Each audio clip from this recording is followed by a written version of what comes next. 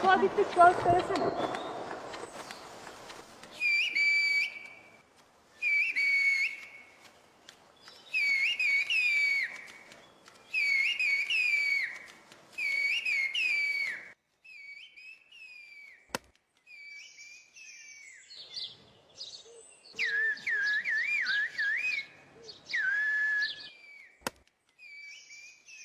Bu bizim ana dilimiz.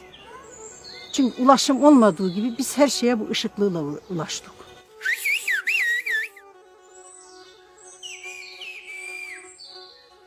Telefon falan yoktu ya, haberleşme yoktu. Ağızla giden sesten kuş diliyle giden ses daha kolay anlaşılıyor.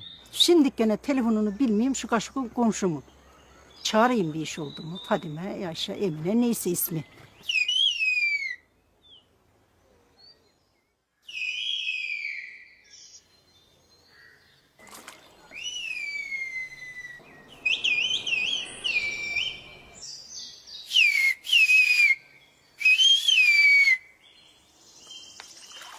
Çoban olduğumuz için kış giderken böyle giderken böyle öyle öğrendik yani. Annem öyle çalardı, biz de ondan öğrendik.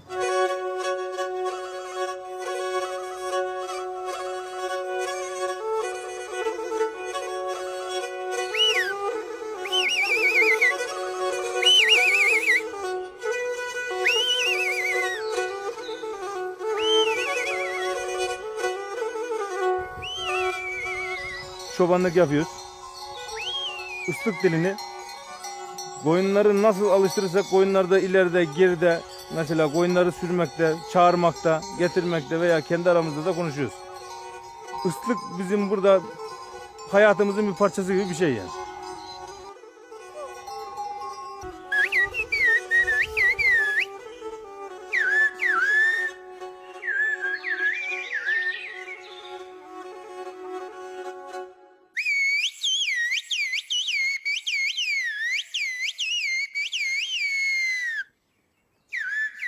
Ben anamın ışıltığına benimki benzemez. Benimki anamına benzemez. Ya ince çıkar ya kalın çıkar. Evet. Ses tonlarından tabii, değişik ses tonundan ayrılır. olur. Evet. Ses tonu var tonundan ya. ayrılır.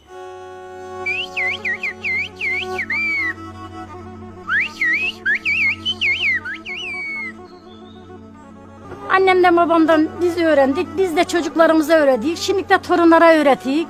Onlar çalmaya çalışıyorlar, öğretiyor onlara, küçüklerimize.